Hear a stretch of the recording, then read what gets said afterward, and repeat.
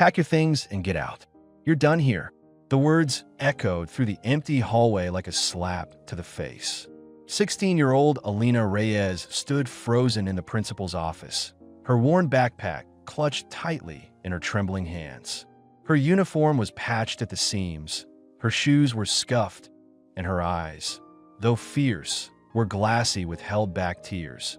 Principal Richard Holbrook stood behind his desk like a smug executioner, arms crossed, towering over her with a look of sheer contempt. His thick glasses slid slightly down the bridge of his nose as he glared at her, his lips twisted in an amused smirk. "You're nothing but trouble," he sneered. "Skipping meals, falling asleep in class, wearing that mess of an outfit. You think pity gets you points here?" "I wasn't sleeping," Alina whispered, her voice tight. "I work nights. My mom's, I don't care what your sob story is," Holbrook snapped, slamming a file shut and tossing onto his desk. "You're disruptive. You're a liability. And frankly, you're not worth the space you take up in this school." Alina's fists clenched around her straps. "But I'm top of my class." "Not anymore," he said coldly. "You're expelled." It wasn't a warning. It wasn't a threat. It was final. Alina didn't cry. She wouldn't give him that satisfaction. But as she turned to leave, she glanced over her shoulder and said softly, "You'll regret this one day." Holbrook laughed, shaking his head. "Doubt it." Years later, the glass doors of the elite Westbridge Academy opened with a soft whoosh as a black car pulled up to the entrance. A chauffeur stepped out, opening the door for a woman in an immaculately tailored suit. Her heels clicked against the marble floor as she walked with a presence that turned heads instantly. Alina Reyes. She was no longer the girl with a fraying backpack and hunger in her eyes. She was confident, polished, and powerful. Staff members exchanged curious glances. Whispers rippled through the hall. Who was she? She made her way up the stairs, past portraits of former headmasters, until she reached the top floor, Principal Holbrook's office. But this time, the name on the door didn't read Richard Holbrook. It read Dr. Alina Reyes, Executive Director. Principal Holbrook stared at the nameplate on the door as if it were a prank. "Dr. Alina Reyes," he mumbled aloud, his forehead wrinkling. "Executive Director?" He hadn't heard a thing. No notice, no email, no administrative whispers. He was still the principal, or so he thought. The knock at the door interrupted his confusion. Before he could respond, the door opened, and there she stood. For a moment, time seemed to freeze. The very same girl he had expelled nearly a decade ago now filled his office with an air of authority he couldn't match. She didn't flinch when their eyes met. In fact, her gaze held the calm power of someone who had long since left fear behind. "Hello, Mr. Holbrook," she said evenly, setting a leather folder on his desk. "I believe this belongs to you." He took the folder with trembling hands and flipped it open. Inside were documents bearing the official seal of the school board. Termination papers. Holbrook looked up in disbelief, color draining from his face. "What is this?" "You've been removed from your position as principal of Westbridge Academy, effective immediately," Alina said, her tone businesslike but steady. "A new directive came down from the board, under my recommendation." "Your recommendation?" He scoffed, trying to recover. "This has to be a mistake. You can't." "Oh, but I can," Alina said with a small, ironic smile. "You made sure I'd never forget your words, Mr. Holbrook. And trust me, I didn't." His eyes narrowed. "You're bluffing. You're some kind of consultant? This is a stunt." "No," she replied coolly, sitting across from him. "I'm the new executive director. I oversee all Westbridge campuses. And I'm here because this school, my school, is about to become something very different." Holbrook's jaw clenched. "You don't have the experience or the credentials. This is nepotism, political nonsense." "I have a PhD in educational leadership from Stanford," she said, not missing a beat. "Built and managed a scholarship program that sent hundreds of underprivileged kids to college. I've advised ministers of education in 3 countries. But yes, let's pretend this is nepotism." She stood, gathering the folder again. "You may clear your desk by the end of the day. Security will assist if needed." He opened his mouth to protest, but no words came out. Alina didn't wait for his response. She simply turned and walked out of the office, the same way she had all those years ago.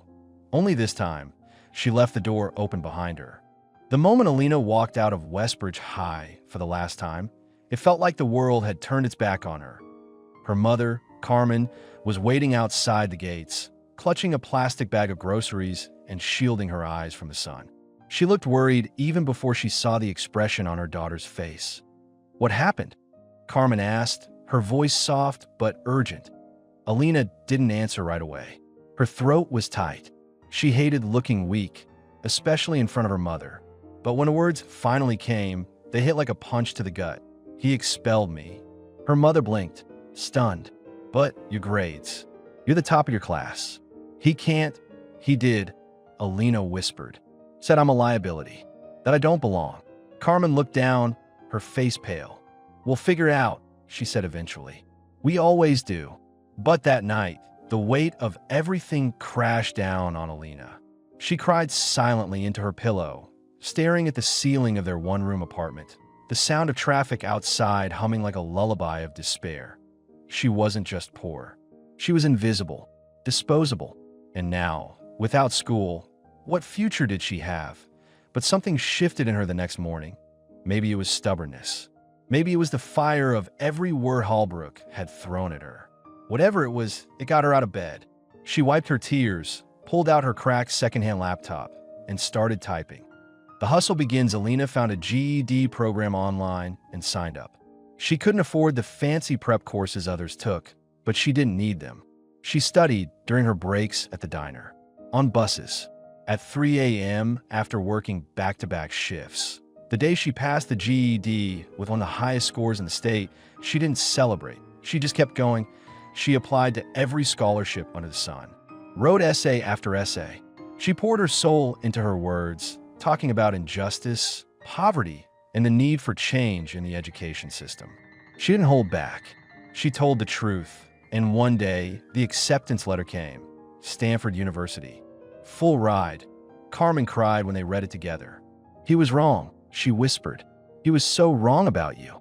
But Alina didn't cry. She smiled and promised herself that one day she would create a world where no one like her was ever cast aside again. Stanford was another universe. When Alina first stepped on a campus, she felt like an imposter. Everyone around her wore designer clothes, carried brand new laptops, and talked about ski trips, internships at their parents' companies, and private schools with names she couldn't even pronounce. Her secondhand backpack and thrift store shoes stood out like neon signs. But Alina didn't come to fit in. She came to prove a point. She buried herself in her studies: education policy, child psychology, leadership development. While others partied, she devoured books. While they networked, she wrote articles, submitted research, and volunteered at local after-school programs. Her name started popping up on notice boards. Top paper in Ed Reform 2020. Fellowship recipient, future of global education. Keynote speaker, equity in learning. But what changed everything was one particular professor. Dr. Mei Lin, an education reformer known for shaking up rigid school systems across the globe. She noticed Alina in a freshman seminar and pulled her aside after class one day. "You speak like someone who's lived through the cracks," she said. "Tell me your story." Alina hesitated, then shared everything. The expulsion, the poverty, the nights spent serving tables, the feeling of being tossed away. Doctor Lin didn't look at her with pity. She looked at her like she was fire. "You've got something most of these kids don't," she said. "Real-world anger, real-world insight. And now, you've got the platform. Use it." The spark of something bigger. With Dr. Lin's guidance, Alina launched Project Rise, a student-led initiative aimed at creating mentorship and scholarship pathways for underprivileged high school students. What started as a local tutoring group quickly grew, thanks to Alina's relentlessness, into a statewide nonprofit. She gave talks, wrote op-eds, debated in policy forums. By her junior year, she was invited to Washington, D.C. to speak at a youth education summit. One senator, after hearing her speak, said to her, "You're going to change how schools operate in this country." Alina smiled and replied, "That's the plan." But deep down, part of her wasn't just thinking about the country. She was thinking about Westbridge High. About Principal Hallbrook, about the students who were still being ignored and discarded like she had been. And the more power she gained, the clearer her mission became. She wouldn't just fix the system. She would return to the place where it all began and burn down the old rules. By the time Alina graduated from Stanford with honors and a doctorate lined up, Project Rise was no longer just a student initiative. It had become a movement. With backing from private donors, government grants, and even celebrity endorsements, the program expanded nationwide. Alina built partnerships with underfunded schools, launched after-school learning centers, and created a scholarship fund that grew from 5 to 500 recipients in less than 2 years. She was just 25 when Forbes listed her in their 30 Under 30 in Education feature. She didn't care about the spotlight, but the visibility gave her leverage, and that's what she wanted. Because with every keynote speech and policy panel, she mentioned the forgotten students, the overlooked, the expelled. She never said Hallbrook's name, but in every talk he was there.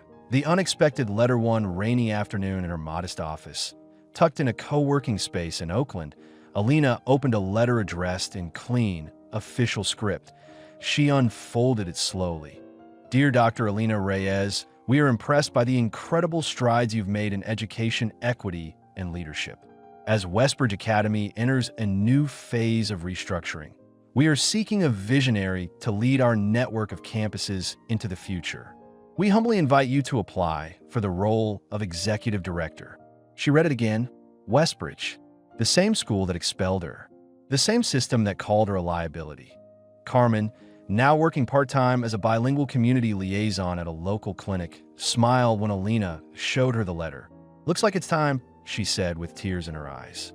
Go back, but not to prove anything to him. Go back and build the school that should have existed for you. Alina thought about it all night. She didn't want revenge. Not really. She wanted justice. Legacy. Changed to S.O. she applied. And when the board called her weeks later to say she'd been unanimously selected, she didn't cry. She smiled, calmly packed her office, and prepared to go home. The gates of Westbridge Academy hadn't changed. Same rust on the hinges. Same cold stone facade. But as Alina stepped out of the Blacktown car, heels clicking on the pavement, everything felt different. Because this time, she wasn't walking in with fear in her chest. She was walking in with authority. Waiting on the steps was the entire school board, smiling, clapping, even offering handshakes. Photographers snapped pictures as news outlets covered the event. Young education reformer returns to her roots. And behind them all, standing off to the side in a stiff gray suit, was Principal Theodore Hallbrook. His face was pale, jaw tight. He didn't clap. He didn't smile. Alina saw the flicker of recognition in his eyes. And something else, disbelief. Maybe even fear. Dr. Reyes, welcome home.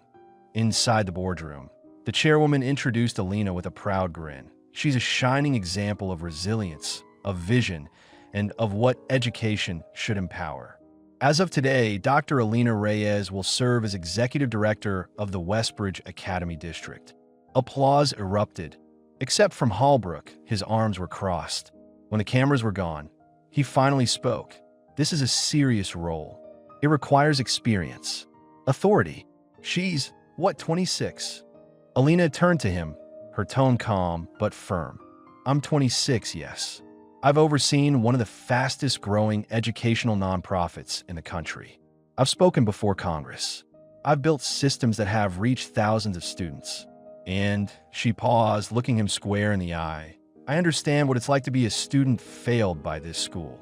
Dead silence. The board glanced at each other, sensing the tension that Hallbrook's nostrils flared. This is personal for you. You're right, Alina replied. It is personal because it should have always been personal for every educator who let a child fall through the cracks. The Power Shift Alina's first act was to evaluate every school in the Westbridge network, starting with the flagship high school, where Hallbrook still reigned as principal. Within 2 weeks, she saw the same patterns: outdated systems, selective discipline, favoritism toward wealthy students, and appalling dropout rates among minority kids. She called a meeting with Hallbrook behind closed doors. You've run this school like a private club for 15 years, she said bluntly. That ends now. You don't have the authority to. I do, she interrupted, sliding a folder across the desk. "Read it. Your position's been moved under district oversight. All principals now report directly to me."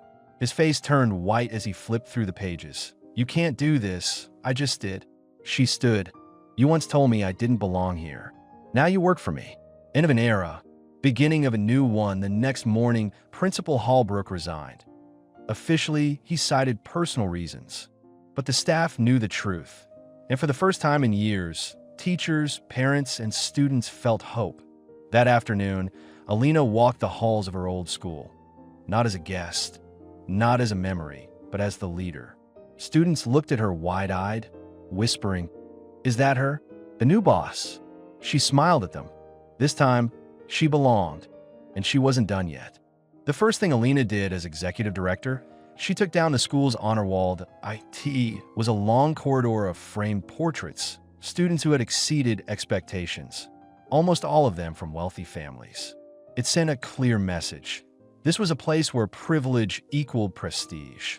Alina replaced the wall with a new installation, the Bridge Project, featuring photos and stories of students who had overcome adversity, who worked jobs after school, who learned English at home, who took care of siblings while chasing straight A's.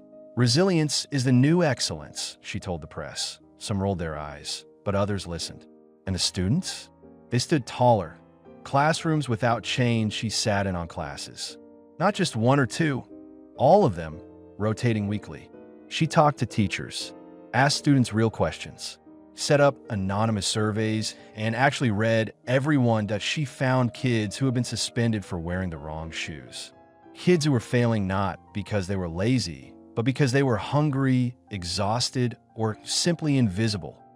Alina hired mental health counselors, set up after-school meal programs, and created a student council that actually had voting power on key school decisions.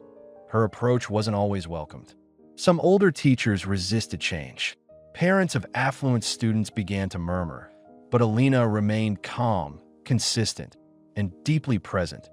When a wealthy parent accused her of lowering standards, she replied, "We're not lowering them. We're lifting everyone." A letter from the past. One evening, while clearing out old files in the administration office, she found a letter in a storage box labeled Disciplinary Records, 20 years. It was her own expulsion report. She stared at the single line Hallbrook had once written to justify her removal. "Student shows no potential and disrupts the learning environment." Alina sat for a long moment.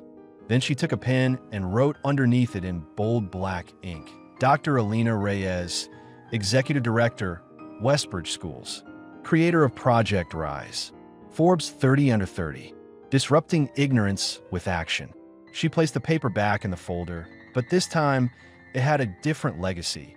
Not just a school. A statement: by the end of the year, test scores rose. So did attendance. So did hope. The school became a model in the district. Other principals requested to shadow her methods. She was invited to consult for schools in New York, Atlanta, even overseas. But Alina always said the same thing: "I started with one building, one school that broke me, and one vision to rebuild it." And when students came to her office, nervous about a suspension, a bad grade, or just life being too hard, she never turned them away. She looked them in the eye and said, "I've been where you are. You're not alone. Let's figure this out together." It had been 2 years since Alina took over as executive director. Now, Westbridge High had a waiting list. Families from across the city wanted their children to attend the school once infamous for inequality. Media outlets called it the miracle on Maple Avenue. But for Alina, it wasn't a miracle. It was redemption. And tonight, she would stand on stage in front of hundreds at the annual City of Hope Gala, being honored as the Changemaker of the Year. She wore a sleek black dress and a golden pendant, a gift from Carmen, who sat proudly in the front row next to Alina's staff and students. The applause was thunderous as she walked on stage. "I was that student." Alina took the mic, but paused as the crowd quieted. She scanned the audience. Her voice, when it came, was calm and steady. "I want to tell you a story," she began, "about a girl who was once told she didn't belong, who was called a disruption, who was expelled for being poor, for standing up, for daring to dream." A hush fell over the room. She cried on the steps of her school, not because she was weak, but because she thought her story was over. That girl was me. A murmur rose, emotional, stunned. But that moment, she said, wasn't the end. It was the beginning. She looked down at the front row, where one of her youngest scholarship students sat wide-eyed. And now, that same girl runs the school that once shut her out. And she makes sure no other student is ever told they're not enough. Applause erupted. Some stood. Carmen clapped through tears. But Alina's eyes were drawn to the back of the hall that a ghost from the past there, half hidden behind a marble column, stood a man in a charcoal coat, gray hair, stooped shoulders, watching silently. Hallbrook, that he didn't move, didn't applaud, just watched that Alina's heart didn't race. She felt no anger, no need for revenge. Instead, she nodded. Just once he looked down, then quietly turned and walked away. That was enough. He had heard her voice, he had seen her rise, and that, finally, was the closure she didn't even know she needed. The legacy begins that night. Back at her apartment, Alina opened an envelope from the mayor's office. Inside was a proposal, a statewide initiative to replicate her model across all public schools. She smiled. Her journey wasn't over. It was just expanding. And tomorrow morning, she'd be back at Westbridge by 7:30 a.m. because there was still a student out there, somewhere, being told they weren't enough, and Alina Reyes was going to make sure they knew the truth. They are.